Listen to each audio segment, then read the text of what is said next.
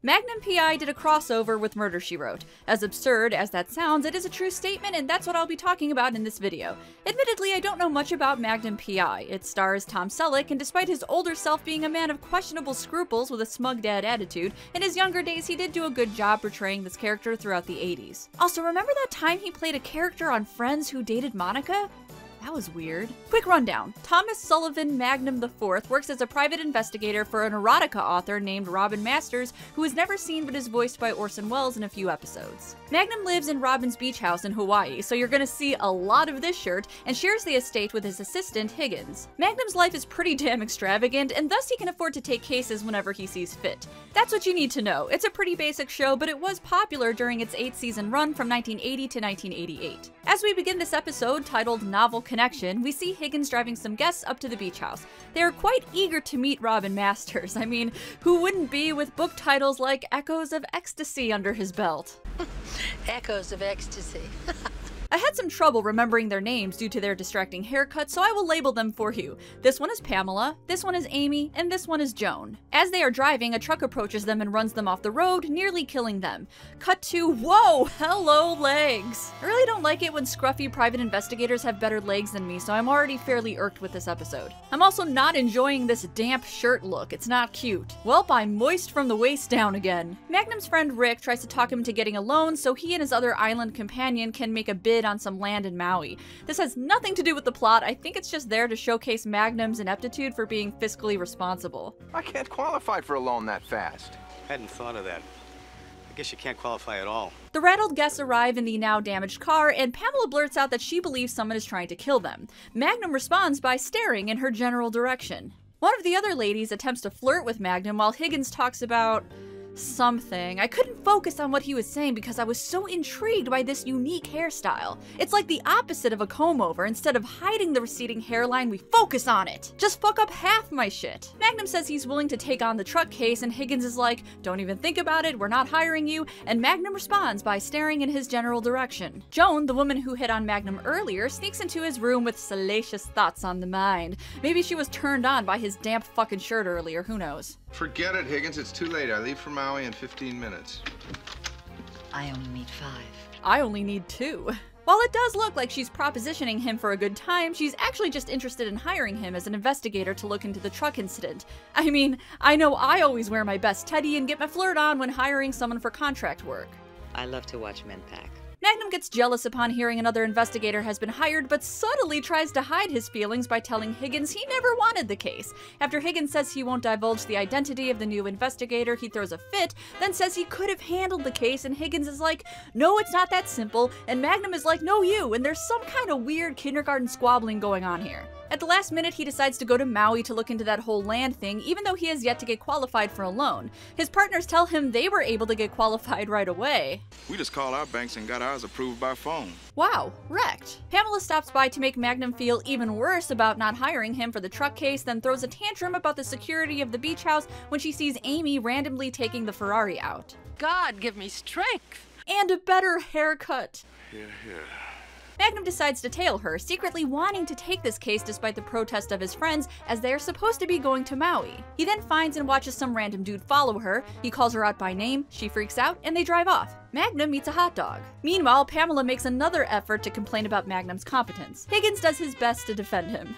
He isn't without merit as an investigator. He just likes extra short shorts. Magnum returns to tell them that he saw Amy get chased away by someone, but he didn't go after him, nor did he get a license plate number. Now Amy is missing, and both Pamela and Higgins are disappointed. You could have saved her and you just stood there? Megan, how could you? I hope you're getting used to this look of utter dejection, because this is pretty much Magnum's natural state. Despite no one wanting Magnum on this case, he decides to go down to the station and snoop around, rifling about the evidence like a Nimrod. Let's see, let me just get my fingerprints all over this. I do like Magnum's attempt at buttering up the captain, though. 6 a.m. You want to get some coffee? Get out, Magnum.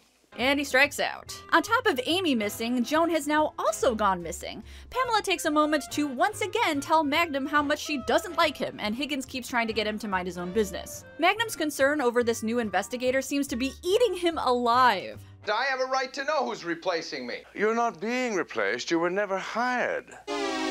Magnum decides to do some further prodding, visiting the office he saw Amy visit before she was chased away. He uses the prescription he found earlier to figure out where it's going to be sent, and while attempting to find her, he runs into the mysterious man. I'm hesitant to play you even a single note of the music in the background for this part due to copyright reasons, but trust me on this. It is the most amazing, silly, intense, and 80s thing I have ever heard, and I implore you to seek out this episode just to experience it. Magnum is able to bait this guy into following him and confronts him in a hotel room. Unfortunately, the person staying in the room thinks it's being broken into and bashes Magnum right on the noggin. What ensues is a mildly exciting action scene. He finds Amy in one of the hotel rooms and brings her back to the beach house. He tries to get more information about why she went into hiding, but she's unwilling to admit anything is wrong. That's probably important to the plot, but who cares? Jessica is here, finally! Unsurprisingly, Magnum is smitten by her presence.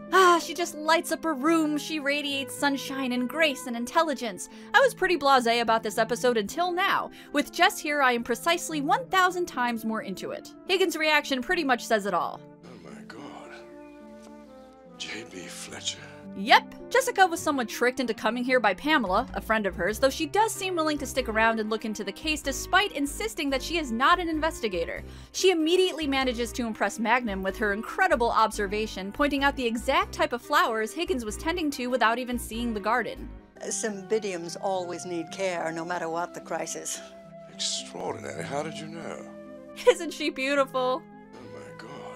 During lunch, Magnum decides to play coy about whether or not he'll take the case. Again, he's being pointedly childish about it, clearly not happy with everyone shooting him down up until this point, even though Jess directly asks him to take it. She always pulls out the big guns when trying to convince somebody to do something. God, I love her eloquent manipulation tactics. She expresses how happy she is that he's taking the case, then ignores his denial as though she hadn't even heard him. I'm just so glad that you're going to take the case.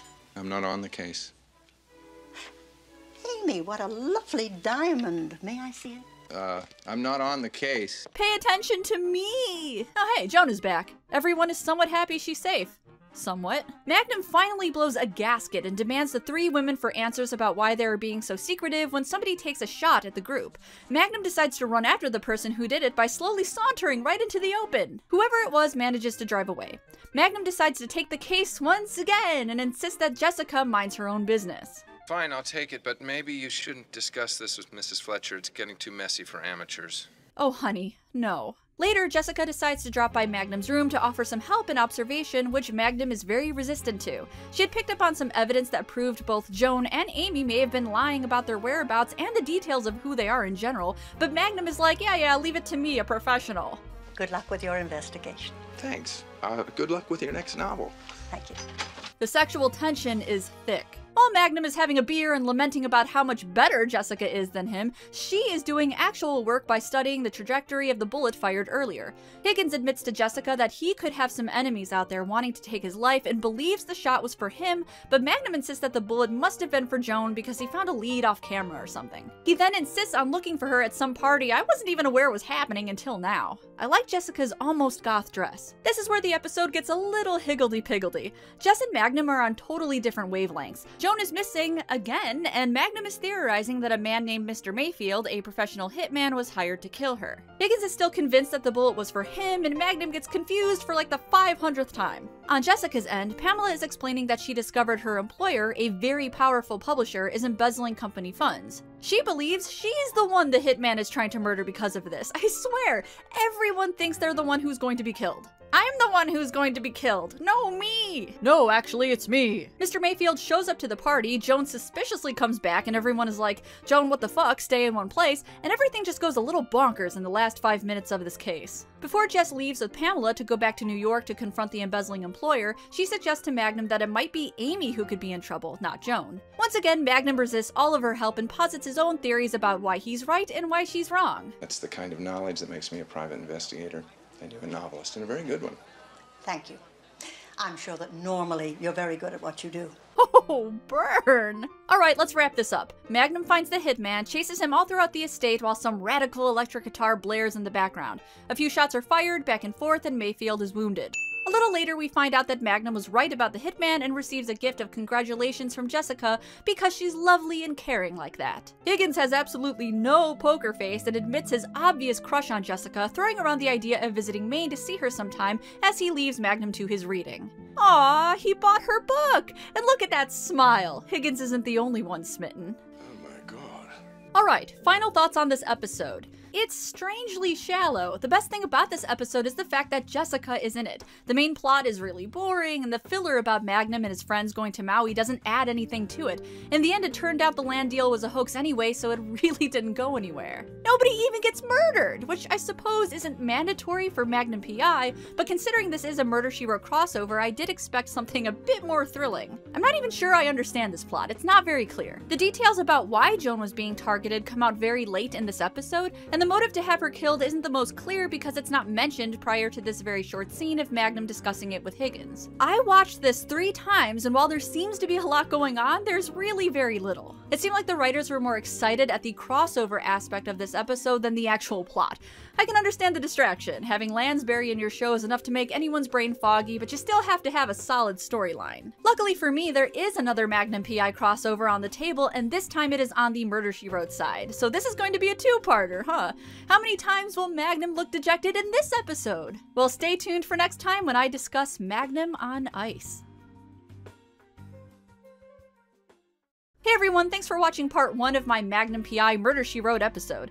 It certainly was interesting. If you want more Murder, She Wrote, check out the links on the screen, and if you want to support me directly, then consider pledging to my Patreon campaign. A like and a share wouldn't hurt either, you know. Do it for Jessica Fletcher. And as always, I will see you in the next one.